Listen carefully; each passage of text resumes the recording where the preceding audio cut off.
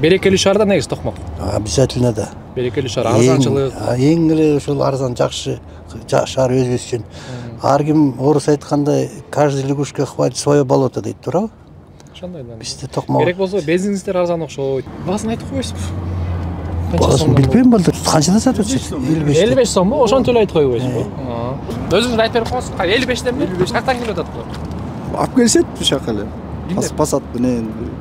Кыргыздар эле? Же казактарбы? Кыргыздар эле. Өткөндө интернет тармактан да хит болуп атпайбы? Мисалы, могул 10 литр деп берилет экен, бирок ичинен 8 литр чыкты деп. Ошол чынбы? Бизде жок андай. Бизде токмокто бензин өзү көп да.